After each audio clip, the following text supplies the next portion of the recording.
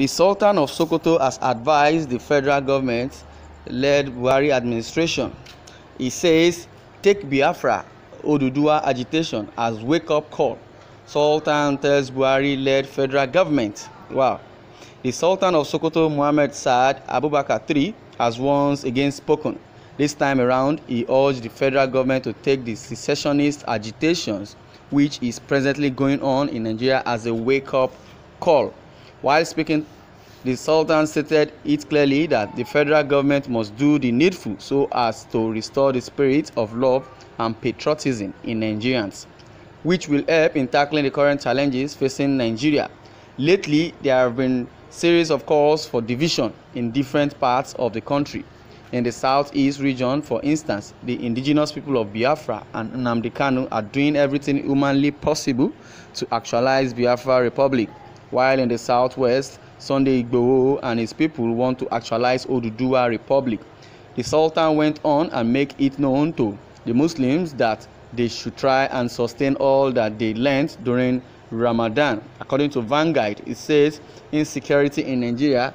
According to Sokoto, Sultan of Sokoto says take secessionist agitation as a wake-up call. Sultan tells LFG federal government. As it stands now, the country is shaking and more is required from the federal government-led Buhari-led administration. Just as the Sultan has just said, the federal government should look for a way to unite the country. The country belongs to all of us, so we all must be treated equally for the sake of equity and justice. Once we all are treated equally, all these agitations will be things of the past. Yes, like I said earlier, these agitations from either Oduduwa Republic or Biafra has been a wake-up call to the federal government, to Nigeria as a whole, for those that are on the seat of power, because they should make it known to everybody that justice is the watchword. Justice should prevail and equity will be our watchword. Buhari cannot function again. He is incapacitated, cannot speak or articulate. If Garba disagrees, let him present Buhari to Nigerians on any live TV of his choice. So many people have been reacting towards what the Sultan of Sokoto have said, and I will be going through so many. I want you to know the minds of Nigeria towards this agitation or for the wake-up call that is on point right away. Well, participating in 2023 election is renewing our continuous slavery, injustice with the Northern or Kagi. Bye-bye to fake Nigeria. Thanks so much, sir. His Majesty the Sultan of Sokoto, but I doubt if this Buhari can listen and see reasons with your fatherly good advice given to him here, because he is blind and deaf by the people that barricaded and caged him. The only option that left for Nigeria to be won now before it's too late is impeachment of Buhari, or he resigns so that peace can reign again in this country. Somebody is, referring back to Sultan of Sokoto by saying it's already late. The scale of slavery are falling off thanks to Mazi Nnamdi Kanu, who spearheaded the second and final wave Biafra restoration. Thanks should also go to Oduduwa agitators who have decided to ditch their political profiles for self-determination. All Southerners should not join in 2023 elections, which otherwise will be a renewal of slavery mandate for Fulani who barely go to school. Say no to 2023 elections and say no to one Nigeria. But it has been said by Sokoto, Sultan of Sokoto. He said, if the federal government can, make justice, prevail, there will be unity and equity, then Nigeria can move forward. But in other words, Tanko Yakasai also said that the southern governors have the right, or any Nigerian governor or Nigerian citizen have the right to their opinion. They have the right to agitate. But it is very good if the country can be reconstructed. The constitution can be restructured. It will be very good according to Tanko Yakasai. So many people have been, referring back to the agitation. It seems it's like a wake-up call. The emir still in the spirit of the holy month. Let's watch and see if he will not issue a contrary advice in the nearest future after the Ramadan. Federal government are killing our people. Fulani herdsmen are destroying our people. Farmlands killing innocent people. Banditry all over Nigeria. Insecurity has, bedeviled the hearts of Nigerians. By the time the Hausa wake up, it will be bloody on their leaders. Sultan doesn't want to lose his oil blocks in Niger Delta, but I assure him he will definitely lose those oil blocks when Nigeria will be no more. On Odua nation I stand.